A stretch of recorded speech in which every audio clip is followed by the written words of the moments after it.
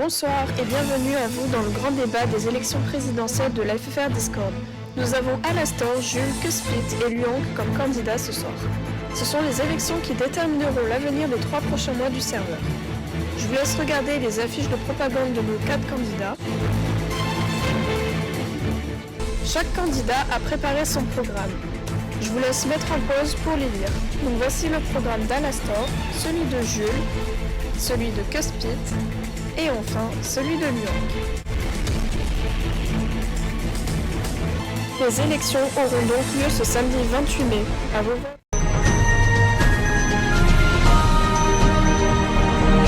On peut commencer. Oui. Allez, vas-y, Nosage, t'écoute. Nosage est mort. Nosage, t'es là? Il y a un problème de micro. Bonjour tout le monde dans ce débat. Avec Tommy, on va vous présenter le grand débat des élections présidentielles de la FFR. En premier candidat, nous avons Alastor. Donc Alastor, est-ce que tu peux te présenter en quelques mots? Bonsoir. Enchanté. Je suis Alastor, comme vous pouvez le constater. Et voilà. Alors, nous avons Jules. Moi je suis Jules, en fait, je suis futur président de la FFR. Voilà, votez pour moi. Cuspit, c'est à vous. Ouais. Oh merde. Oui. il est passé où? Il a disparu. Bonjour à tous, moi c'est Cuspit et donc je suis le deuxième membre le plus drôle de la FFR, derrière Nosage. Je suis jeune, dynamique et ce sera un plaisir d'être président pour vous. Donc Luang, à vous de vous présenter. Alors voilà, je me présente Luang. Je suis le liqueur famous de la FFR et dans un autre monde, je suis le roi des liqueurs. Alors là, je me présente car je trouve que c'est honteux que j'ai perdu mon grade d'animateur. Du coup, je me dis qu'il faut remettre de l'ordre dans ce Discord qui en a besoin et il faut que ça se devienne juste pour tout le monde et équitable. Luang, évidemment connu pour... avoir vendu des skins Purplay de manière illégale entre 2019 et 2020. Bon, donc voilà, alors, nos 4 candidats. Alastor, Luang, Cuspit et Jules. nous allons passer à la première question. Jingle.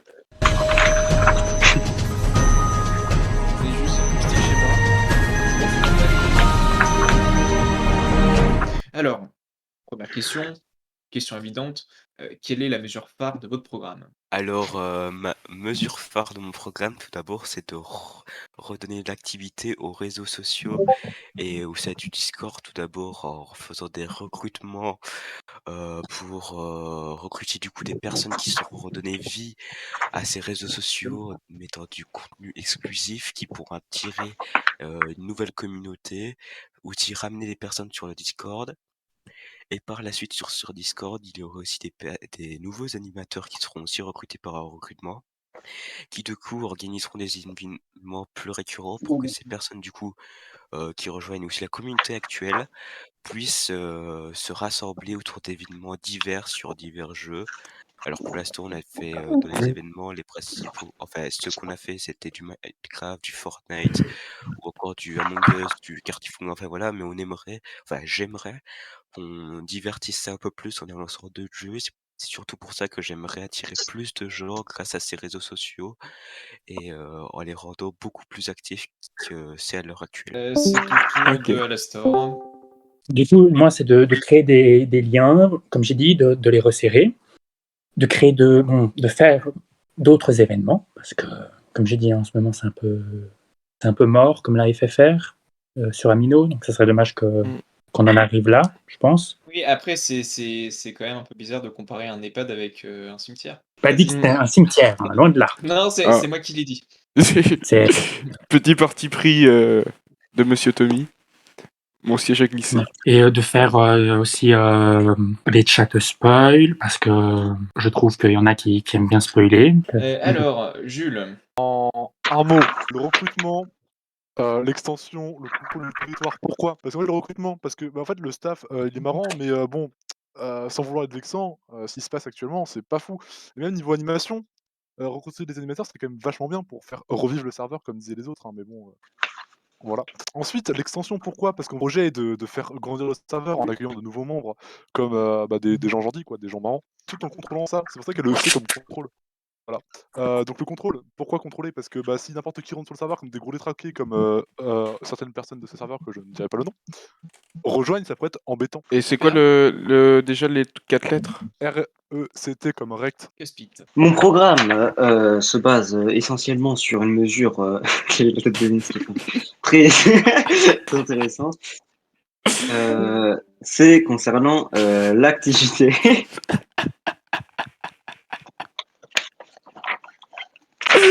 L'activité.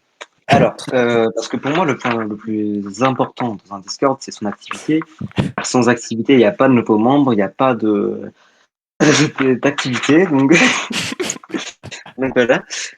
Et c'est pour ça que mon objectif principal sera de fournir pour tout le monde un événement au minimum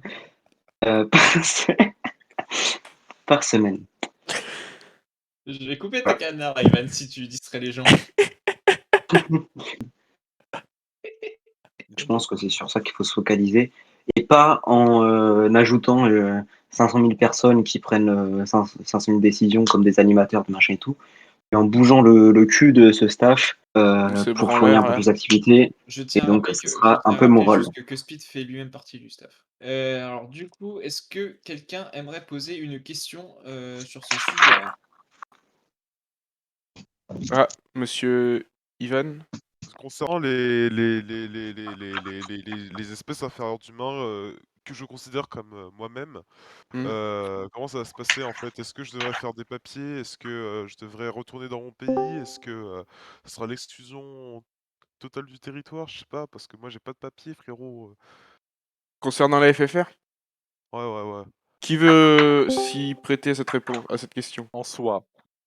On vous écoute, Jules. Alors, j'ai pas compris, il parle des Noirs? Il parle des Noirs, ouais, voilà. En soi, à part Vince, à part allumer ta cam et te foutre en slip devant ta cam dans tout le monde, c'est un peu problématique.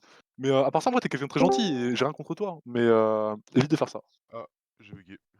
Par rapport aux personnes de nationalité africaine centrale, du coup, parce que africaine du Nord, j'en parlerai plus tard, je trouve qu'ils ont tous et toutes leur place, et que le vrai problème dans notre pays actuellement, ce sont les personnes venant d'un pays au-dessus de la France, donc je ne citerai pas le nom. Qui commence par la lettre Belle et qui finit par J.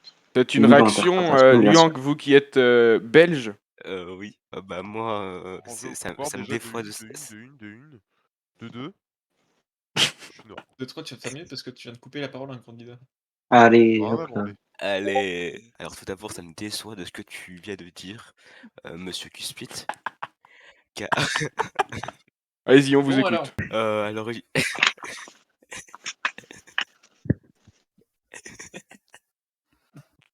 Alors, on vous écoute. Alors, ça me déçoit beaucoup ce que vous venez de dire, monsieur Cuspit. Parce qu'en fait, tout d'abord, je me sens très touché, car la Belgique, c'est mon pays de cœur, c'est le pays d'où je viens, c'est le pays de ma nation, c'est le pays de mon équipe de foot. Et le Kosovo dans tout ça, et le Kosovo, qu'est-ce que vous... Ça, c'est la Belgique qui vous a offert de l'argent, monsieur? Il vous a prêté 800 millions peut-être pour financer votre campagne? Je crois bien, oui, monsieur. J'ai les documents, j'ai les infos. Moi, j'ai du financement, moi j'ai de l'argent, je peux faire mes projets, pas comme vous qui n'avez aucun argent, qui ne pouvez pas financer vos projets. Alors, j'ai certainement beaucoup plus d'argent que vous.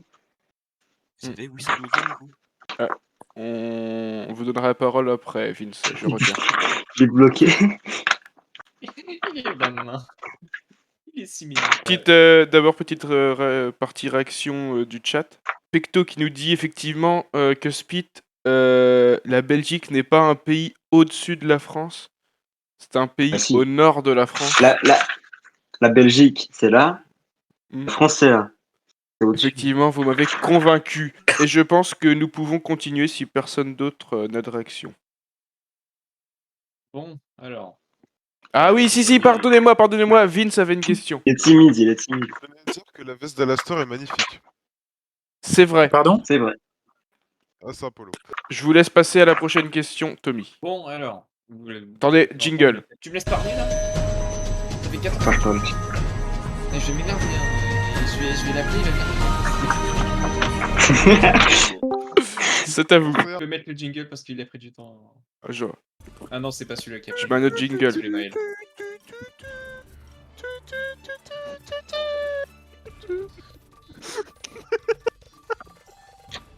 Ouais. Vous avez pu l'entendre, chacun des candidats a annoncé vouloir faire des événements pour que la popularité et l'activité remontent.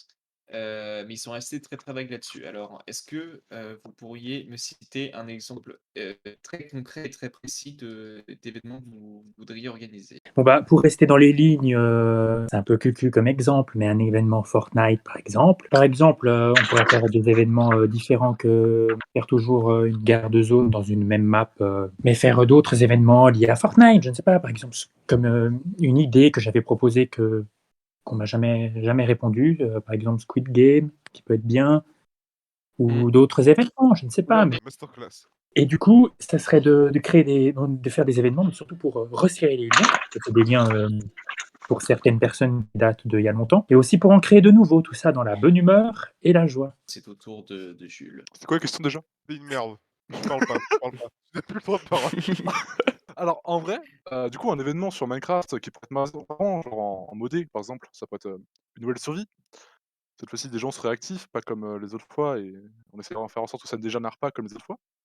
Après, il y aura aussi des événements sur d'autres jeux ou des jeux qui seront accessibles pour le plus de personnes possible, hein, qui seront diversifiés. Parce que bon, vos 45 000 événements dans Fortnite, c'est pas qu'on s'en fout un peu, mais quand t'as pas Fortnite ou que t'aimes pas le jeu, bah voilà, quoi, c'est compliqué. Alors, je suis du même avis que Jules, c'est que les événements Fortnite, c'est un peu finito, on va pas se mentir.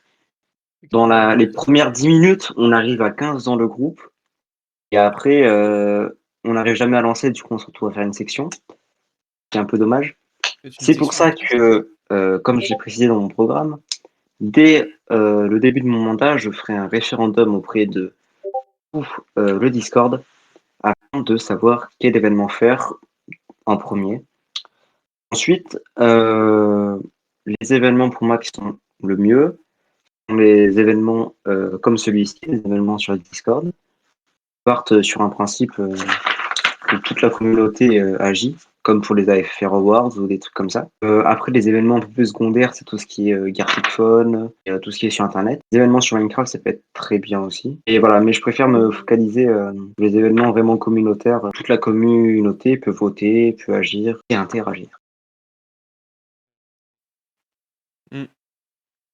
Mais oui. Et après, il a fait l'escalier.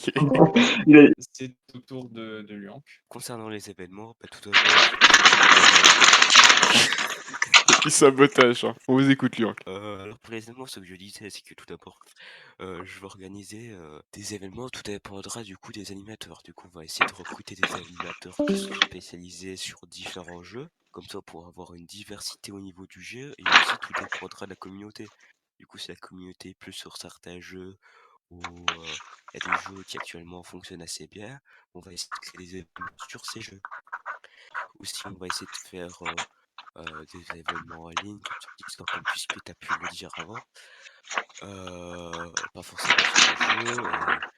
Et puis, le principal, ça va être. Alors, je ne peux pas dire que moi, parce que moi, c'est mon avis personnel, mais le mieux, c'est qu'on choisisse des événements quand on est plusieurs. Ça veut dire qu'il y a différentes personnes qui proposent des événements sur différents jeux. Par exemple, il y a une telle, je sais pas moi, une telle sur GTA, telle sur un autre jeu un peu moins connu, mais gratuit. Enfin, voilà. Le but, c'est qu'on se diversifie un maximum pour proposer des événements originaux et qui permettront du coup de renouveler tout le temps l'expérience et d'amener toujours des gens car ils seront curieux pour voir les événements et du coup voir essayer des nouvelles expériences et peut-être voir aimer ces jeux. Il me semble que Pecto avait une question.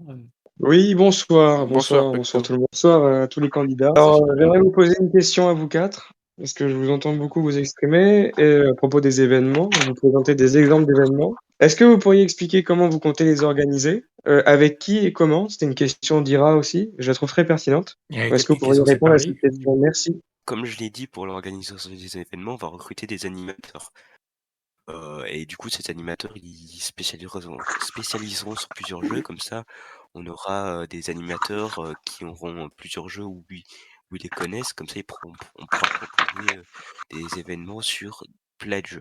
D'autres candidats ont des réponses à apporter à la question de Pecto? Oui, c'était quoi la question? La seule question que je pose, c'est comment vous comptez organiser chacun des événements que vous présentez. Du coup, bah, moi j'ai déjà Non. répondu à cette question entre guillemets au tout début en disant que je voulais recruter des animateurs pour, bah, du coup, pour qu'ils animent le serveur, tu vois, pour qu'ils préparent les événements, pour que recréer de l'activité sur différents jeux, différentes façons de faire des événements. Ça peut être autre chose que des jeux aussi, mais bon, ça je vois mal, mais bref.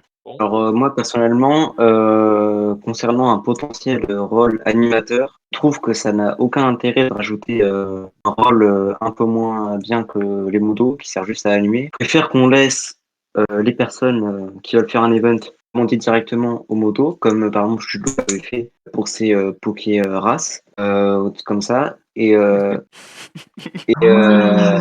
c'est Pokéras, mais j'y attendais pas. Les gens viennent proposer leurs idées, au lieu de faire un rôle animateur qui va faire un flop phénoménal, tout comme Liang. Au final, c'est mieux que la communauté présente leur truc.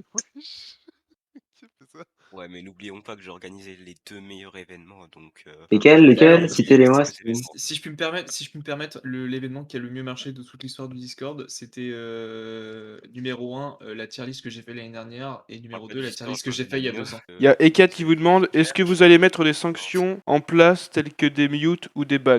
Je propose le retour du rôle détraqué ainsi que son salon, à savoir le zoo des détraqués, qui était une très bonne idée, je trouve, même si ça a souvent tendance à déraper, hein, Moi aussi, je suis pour remettre en activité le rôle des traqués et comme j'ai expliqué dans mon programme, rajouter un rôle liberté conditionnelle qui permet de défoncer encore plus la gueule des détraqués s'ils continuent à agir comme des détraqués. un peu extrême. Parce que voilà, non, c'est pas extrême. C'est que quand on est détraqué, qu'on est libéré, on sera sous liberté conditionnelle, donc suivi psychologiquement par un professionnel.